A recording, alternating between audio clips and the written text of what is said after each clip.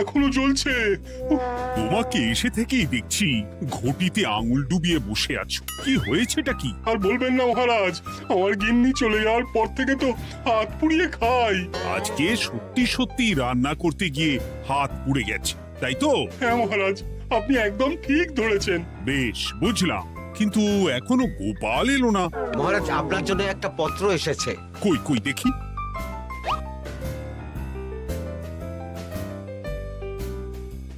ঠিক আছে, তুমি এখন এসো। কিসের পত্র মহারাজ? দাঁড়াও, আগে গোপাল আসুক, তারপর বলছি। এই তো চলে এসেছি মহারাজ। দেখুন, আজকেও দেরি। আপনি কিছু গোপালকে বলেন না বলে লাই পেয়ে পেয়ে গোপাল আপনার মাথার উপরে উঠে গেছে। আমার নাম কি চুল নাকি যে মাথার উপরে উঠবো?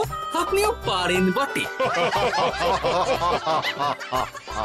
আমার নিজেরটাকেই চুল নেই। বাদ দাও, শোনো, আমি একটা নিমন্ত্রণ পত্র পেয়েছি। পাহাড়পুর রাজ্যের জমিদার বল্লভ নারায়ণ আমাকে নিমন্ত্রণ করেছেন। এ তো বেশ সুসংবাদ মহারাজ।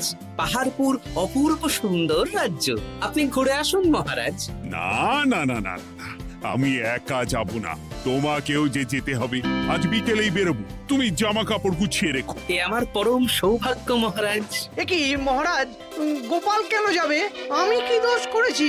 আমাকেও নিয়ে চলুন। না না না, তুমি রাজ্যের মন্ত্রী, আমি বেশ কিছুদিন থাকবো না, তাই রাজ্যটা তোমাকেই সামলাতে হবে। আচ্ছা আচ্ছা, আপনি তো রানীমাকেও নিয়ে যেতে পারতেন। আমি কোথায় কাকে নিয়ে যাব সেটা আমার একান্তই ব্যক্তিগত ব্যাপার। তুমি বেশি বোঝাতে এসো না মন্ত্রী। বেশ।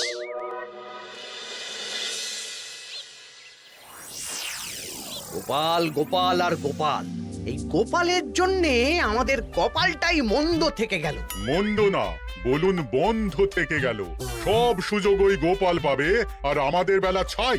আজকেও গোপাল রাজসভায় দেরি করে এলো, তবুও বেটাকে মহারাজ কিছু বললেন না। বলবে কি? উল্টে মহারাজই তো গোপালকে ঘুরতে নিয়ে যাচ্ছেন। পাহাড়পুরে গিয়ে ভালো মন্দ আহার করবে গোপাল, আর আমি রাজ্য পাহারা দেব। হ্যাঁ, ঘেন্না ধরে গেল এই জীবনে। গোপাল যতদিন আছে ততদিন কিন্তু আমরা ওই ফুলে ফেপে উঠতে পারবো না। গোপালের যেন 7 খুন মাফ। আমরা তো বানের জলে ভেসে এসেছি। আপনি তো গোপালকে তাড়ানোর অনেক চেষ্টা করেছেন, কিন্তু কিছুতেই কিছু হয়নি। হবে কি করে? গোপালের একে ওই ক্ষুরোধার বুদ্ধি, তারপর মহারাজের উপর অগাধ বিশ্বাস, দুটো মিলেমিশে এক হয়ে গেছে। মাঝে মাঝে তো মনে হয় বেটাকে মেরেই ফেলি। আমার দু চক্ষের বিষ।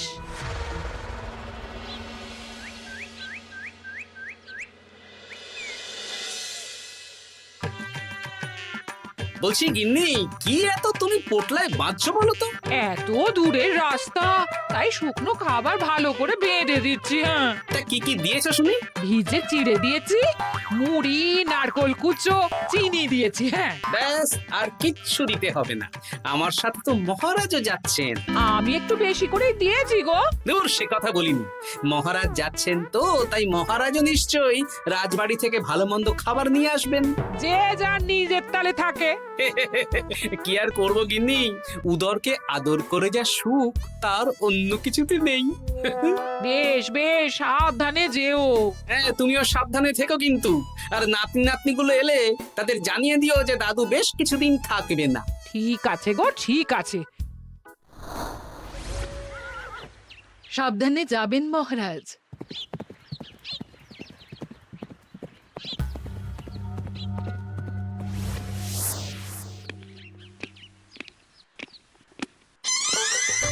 তুমি হুটহাট করে কোথায় চলে যাও বলো তো? আমি বিকেলে তোমার জন্য মুচমুচে বেগুনি ভেজেছি। সে ঠিক আছে, কিন্তু তোমাকে এখন রান্নাঘরে থাকলে হবে না গিন্নি। ও মা, রাতের খাবার কে করবে শুনি? আমি তো এখন একটু একটু রান্না শিখে গেছি। এখন তোমাকে অন্য কাজ করতে হবে। কি কাজ? শোনো, বুঝতে পেরেছো তো? একদম জলের মতো পরিষ্কার বুঝে গেছি। তাহলে আর দেরি না করে যাও।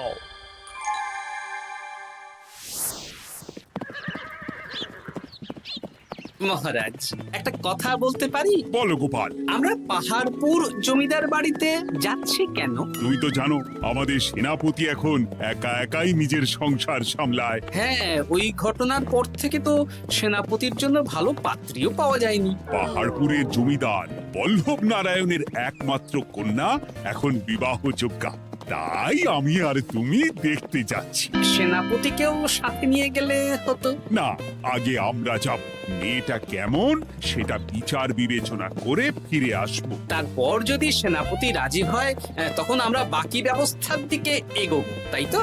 একদম তাই। আর তোমার যে ভালো মানুষ চেনার ক্ষমতা আমার জানা আর কেউ নেই, সেই জন্যই তো তোমাকে নিয়ে এলাম। এ আমার পরম সৌভাগ্য মহারাজ।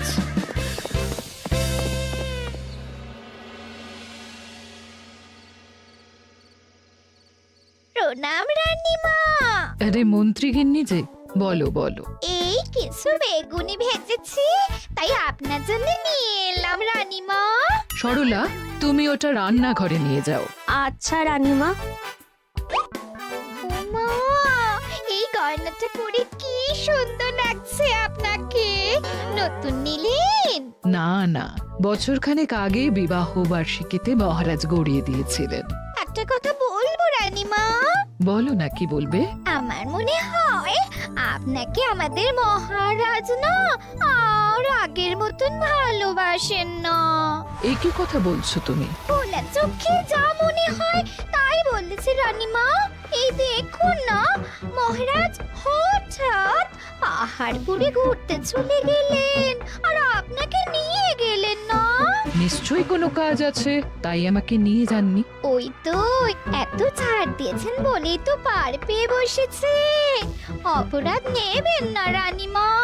মহারাজ সব ব্যাপারে শুধু গোপাল আর গোপাল, কিন্তু বাড়িতে যে আপনিও আছেন সেটা মহারাজ খেয়ালই করেন না। আসলে গোপালকে মহারাজ খুবই স্নেহ করেন তো। আপনি আগে না গোপাল আগে?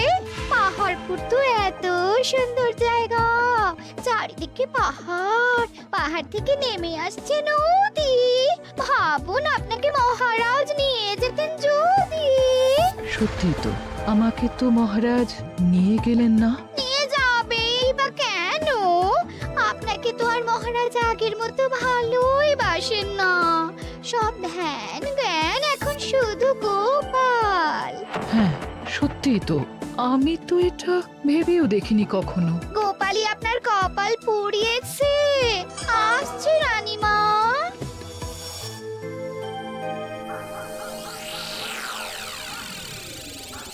কি গো গিন্নি, আমি যেমন যেমন বলেছি তুমি তেমন তেমন রানীমাকে বুঝিয়েছো তো? হ্যাঁ হ্যাঁ, আমি একেবারে এমন ভাবে কানে পুষ্পন্ত ঢেলেছি, রানীমার কান মাথা সব সব ভরে গেছে। এবার শুধু মাঝে মাঝে ইন্ধন জুগিয়ে যেতে হবে, বুঝলে? তারপরে তোমার পথের কাঁটা ফাঁকা হয়ে যাবে। আর একবার গোপাল সরে গেলেই আর কোনো চিন্তা নেই। দু হাত ভরে রোজগার করবে গো।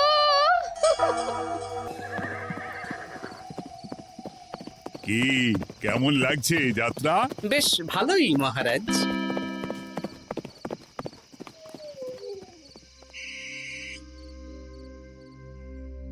রানীমা, খাবার কি আমি এই ঘরে নিয়ে আসবো?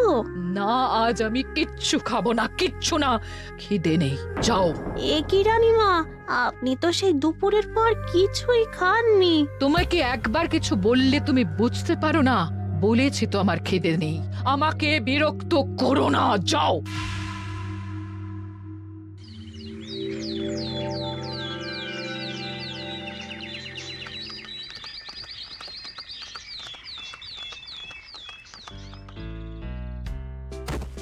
আসুন মহারাজ কৃষ্ণচন্দ্র, আসুন আসুন আসুন। কি সুন্দর জায়গায় পাহাড়পুর, মনে হচ্ছে বেশ কিছুদিন থেকে যাই। তা থেকে যান না। এখন যে কাজে এসেছি সেটা আগে করে নি, তারপর যদি সব ঠিকঠাক তখন তো আবার আসতে হবে। তাও ঠিক। এই বিমলা মা, এদিকে আয়। এই নিন কমলা লেবুর শরবত। বেশ সুন্দরী দেখতে মহারাজ। নিজের মেয়ে বলে বলছি না, বিমলা সব কাজ নিজের হাতে করে। বাড়িতে পাঁচটা দাসী আছে, তাদের কাজই করতে দেয় না। বাহ বাহ বাহ, ভালোই তো। আপনার মেয়েকে তো বেশ লক্ষ্মীমন্ত দেখতে। ও অনেক ছোটবেলায় মাকে হারিয়েছে, কিন্তু নিজের ইচ্ছে পড়াশুনো রান্না বান্না সব শিখেছে। যেমন হাতের রান্না তেমনই মাথায় বুদ্ধি। রান্না তো খেলেই বুঝতে পারবো। হ্যাঁ, আজ দুপুরে সব রান্না তো নিজের হাতেই করছে। আমি ওকে কিছু প্রশ্ন করতে চাই। দাঁড়িয়ে আছো কেন মা? বসো। মহারাজ, আপনার অনুমতি নিয়ে আমি বিমলাকে কিছু প্রশ্ন করতে চাই। করো না। আচ্ছা বিমলা, তোমার বয়স কত? আসছে শ্রাবণে আমি 19 বছরে পড়ব। আচ্ছা, শ্রাবণ মাসে জন্ম, বর্ষাকালে। বেশ বেশ। আচ্ছা বলো তো, মেঘের ডাকে জল ছেড়ে ডাঙায় উঠে পড়ে, মানুষ তাকে হাতে পেলে নিয়ে যায় ঘরে, এটা কি? কই মাছ। বাহ বাহ, এবার বলো তো, এমন কোন জিনিস যেটা একান্তই তোমার কিন্তু অন্যেরা বেশি ব্যবহার করে? আমার নাম। বাহ বাহ বাহ বাহ বাহ, খুব সুন্দর খুব সুন্দর। আপনার মেয়ের মাথায় বুদ্ধি আছে। আর আচ্ছা আচ্ছা, আরেকটা প্রশ্ন করব। বলো তো, একটা অঙ্ক পরীক্ষায় তোমার বাবা 100-তে 90 পেয়েছে, তুমি 100-তে 100 পেয়েছো, আর আমি 100-তে 95 পেয়েছি। তাহলে কে বেশি বুদ্ধিমান? আপনি বেশি বুদ্ধিমান। এমা, এটা তুই কি বললি রে? তুই তো 100-তে 100 পেয়েছিস, তাহলে তুই বেশি বুদ্ধিমান হবি না? না না, আমি হলে তো বুদ্ধিমতী হব। দারুণ দারুণ। জমিদার মশাই, আপনার মেয়ে সত্যি বুদ্ধিমান, না মানে বুদ্ধিমতী। এবার দুপুরের ভুরি ভোজটা খেলেই বুঝতে পারবো হাতের জাদু।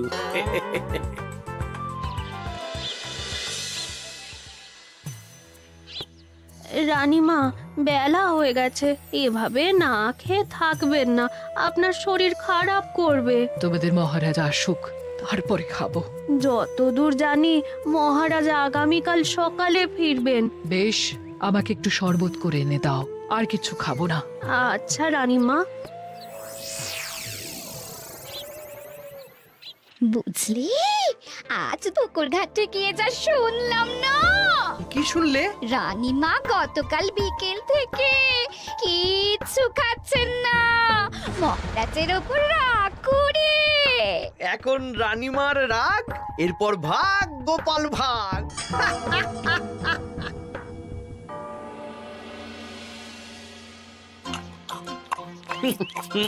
সত্যি বিমলা, তোমার হাতের রান্নার কোনো তুলনা নেই মা। আমাদের সেনাপতি তাহলে আর হাত পুড়িয়ে রান্না করবেন না বলছো? সে যদি কর্তাগিন্নিতে রাগারাগি হয় তখন। মা আমার লজ্জা পেয়েছে। তা আপনাদের কোনো আপত্তি নেই তো? কি যে বলেন, আপনার রাজ্যের সেনাপতি বলে কথা। বলছি, বিমলাকে তো আমাদের সেনাপতি দেখলো না, তাহলে? বিমলার একটা তৈলচিত্র আছে, আমি আপনাকে বরং সেটা দেব, আপনি ওনাকে গিয়ে দেখাবেন। সেই ভালো হবে, আমাদের খুব পছন্দ হয়েছে। তাহলে সেনাপতি রাজি হলে আমরা বিবাহের তারিখ চিঠিতে জানিয়ে দেব। আচ্ছা মহারাজ।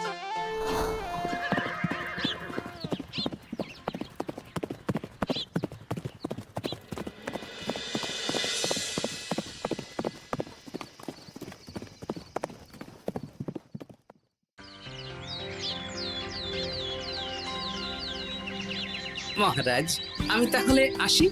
যাওয়ার পথে আমি সেনাপতির সাথে কথা বলে নেব। হ্যাঁ হ্যাঁ গোপাল, এসো। বেশ ভালোই কাটলো পাহাড়পুরে। হ্যাঁ মহারাজ, অনেক ধকল গেছে, যান গিয়ে বিশ্রাম নিন।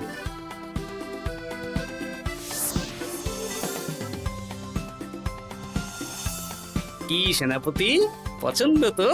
হ্যাঁ, খুব পছন্দ হয়েছে গোপাল। তোমার চোখ তো দেখছি একেবারে জহুরের চোখ।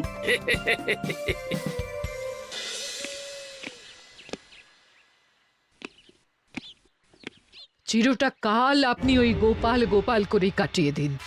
কি হলো? রানীমা গত পরশু থেকে কিচ্ছু খাননি, গতকাল একটু শরবত খেয়েছেন শুধু। কেন, কি হয়েছে? দেখুন মহারাজ, সহ্যের একটা সীমা আছে। আরে, আমার তো কিছুই মাথায় ঢুকছে না। মাথায় শুধু গোপাল থাকলে আমার কথা ঢুকবে কি করে মহারাজ?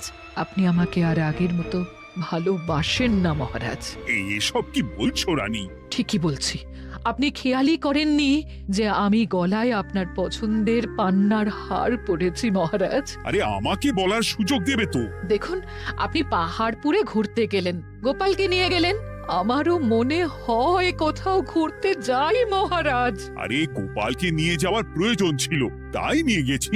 গোপাল তো আপনার প্রিয়জন, তাই ওকেই আপনার প্রয়োজন। আমি তো কেউ না। দেখো, গোপাল আমার সব বিপদে আপদে পাশে থাকে, তাই ওকে ভরসা করি। সেটা তো তুমি খুব ভালো করে জানো। আজকের পরে হয় গোপাল থাকবে, না হলে আমি থাকবো। না না না, এ হতে পারে না। গোপালকে আমি সরাতে পারবো না, আর কাউকে সরানোর জন্য কোনো কারণ তো চাই। আর কারণ যদি আমি দিয়ে দিই? কি কারণ? আপনি গোপালকে বলবেন আমার সাথে আপনার ঝগড়া হয়েছে। বেশ, তাতে কি?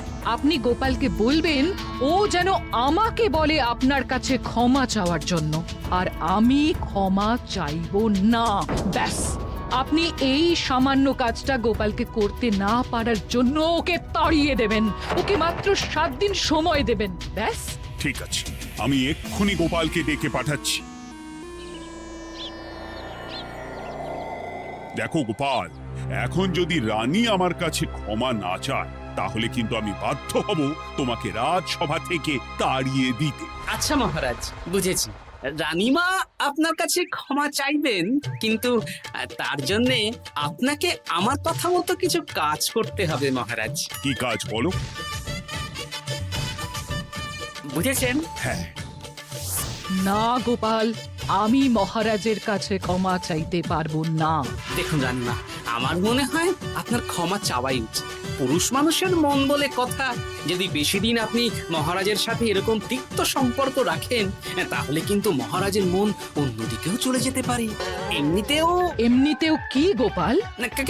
কিছু না রানীমা, শুধু এটুকু জেনে রাখুন, রাজবাড়ির মাঠে বাঁশ বাঁধা হবে। মানে কেন?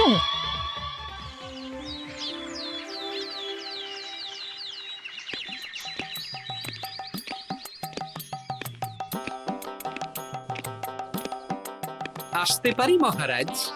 হ্যাঁ, এসো এসো।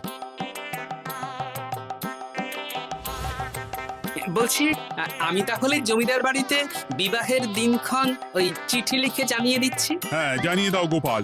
আর কি কি কেনাকাটা করতে হবে সেটার একটা তালিকা বানিয়ে ফেলো। আচ্ছা মহারাজ, মেয়ের শাড়ি আপনি নিজে পছন্দ করে কিনবেন তো?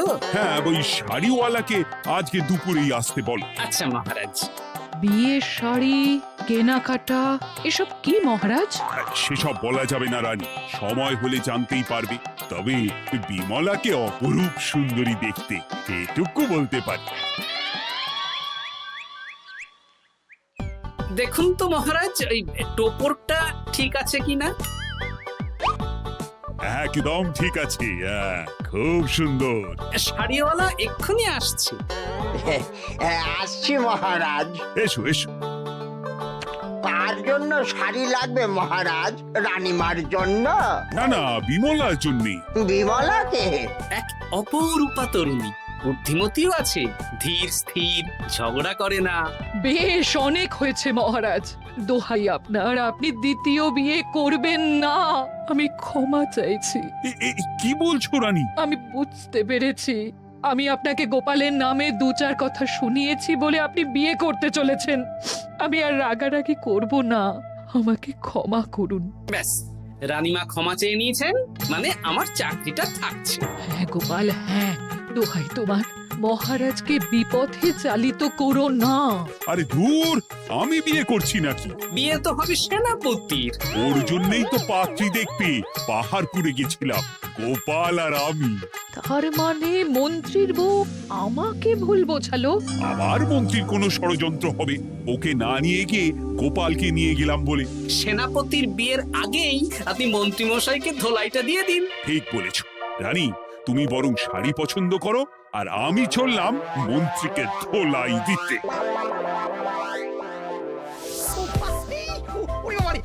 তুমি এত নীচ, হ্যাঁ? তোমার গিন্নিকে দিয়ে রানীর কানে বিষ ঢালা।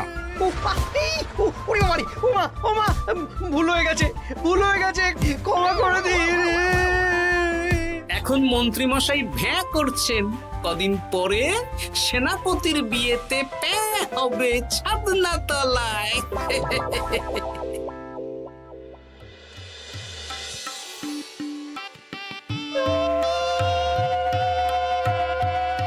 এবার মালা বদল হবে। এবার বুঝবে মালার কি জ্বালা। কি বললে? হ্যাঁ?